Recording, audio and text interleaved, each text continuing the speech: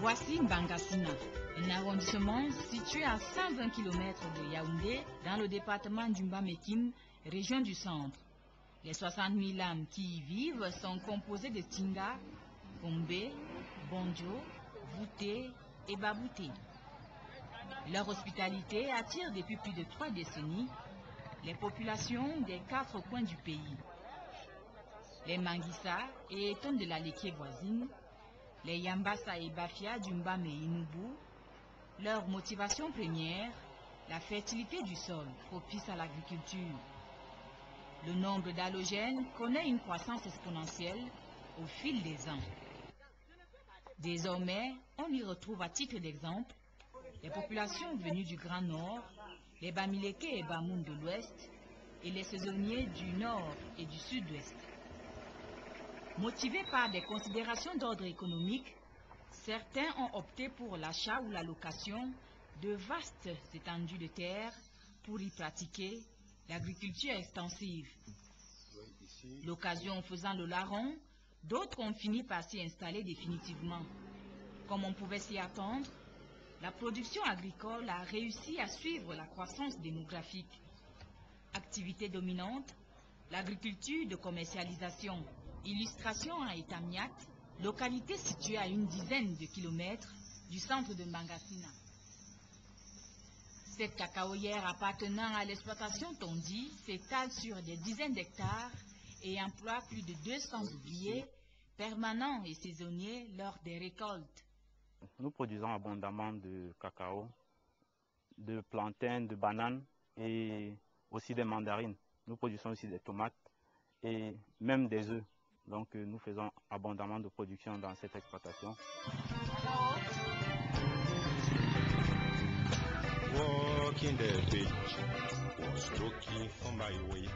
Ici, le cacao est la reine des cultures. Il enregistre des progrès spectaculaires et bénéficie d'une attention particulière de la part de la SODECAO, la Société de développement du cacao, qui classe Mbangasina dans son principal bassin de production, ce qui fait la fierté des planteurs qui enregistrent des rendements importants. Je produis en moyenne 4 tonnes de cacao. J'ai tellement de difficultés de sortir ce cacao-là. C'est les mêmes difficultés que mes voisins en ont. Vous voyez partout ailleurs, quand vous arrivez ici dans Mbangasina, on vous parle de séchoir, un grand séchoir. Vous voyez le niveau.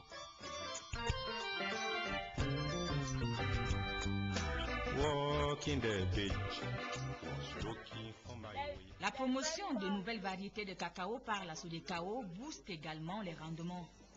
Les planteurs sont en outre motivés par l'augmentation sans cesse croissante des cours du cacao sur le marché mondial. L'agriculture vivrière n'est pas en reste. Elle a depuis belle lurette cessé d'être une agriculture d'autoconsommation. La production de tubercules est désormais destinée pour l'essentiel à la commercialisation. Je cultive l'igname, le plantain et le maïs parce que ça donne beaucoup d'argent. Mais il y a un problème, c'est le problème de route. Et les BAM nous fauchent parce que ici, elles viennent prendre la cuvette d'igname qui est en ville à 30 000. Elles viennent nous prendre ici à 3 500, 7 000. Donc le problème c'est la route. Et moi, j'ai préféré le maïs, l'igname, le plantain de cultiver ça parce que ça donne beaucoup d'argent.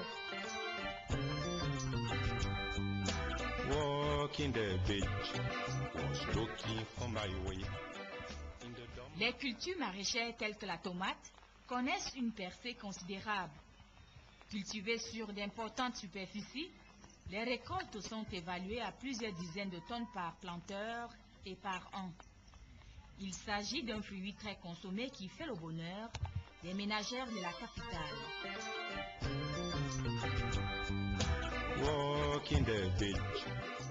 D'après les consommateurs, le fruit le plus prisé ici est la mandarine. Généralement, les récoltes sont bonnes.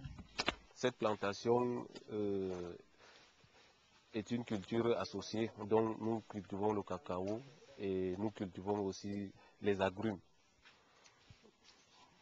Bon, nous avons à peu près environ 900 pieds d'agrumes dans cette plantation. De lundi à vendredi, on cueille environ 120, 125 brouettes. Et c'est tous les jours, de lundi à vendredi. Bon, les week-ends, on se repose pour reprendre encore. Et avec tout ceci, jusqu'à là, les mandarines sont déjà à maturité suffisante. Donc, il faut qu'on redouble. On peut même cueillir environ 200 brouettes par jour. La mandarine produit vraiment énormément d'argent. Au regard de cette abondante production, Bangassina se positionne comme l'un des principaux poumons agricoles de la région du centre. Les revendeuses de plusieurs grandes villes du Cameroun et de la sous-région Afrique centrale sillonnent l'arrondissement de bout en bout pour s'approvisionner. Je suis une revendeuse en Fondé. Je viens acheter la marchandise à Etamiat, à Tonji. Quand je finis de faire mon marché, les routes sont mauvaises. Je peux même faire 3-4 jours sans voir la voiture. C'est comme ça que les groomiers nous battent la route. En saison pluvieuse comme ça, ça ne va pas. Mon capital, c'est comme ça que ça finit.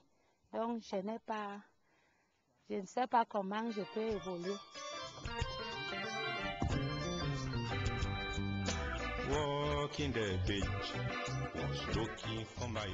Toutefois, les populations éprouvent d'énormes difficultés pour écouler leur production, d'où les pertes importantes.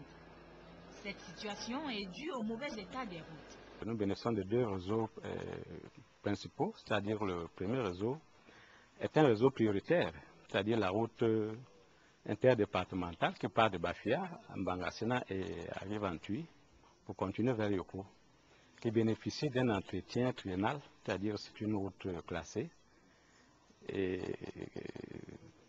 prioritaire, et donc qui bénéficie de l'entretien, mais jusque-là, quand les pluies sont abondantes, elle est aussi dans un état de dégradation avancée.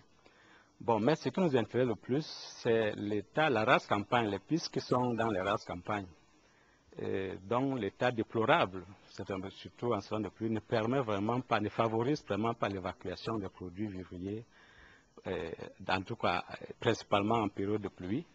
Et même en saison sèche, nous avons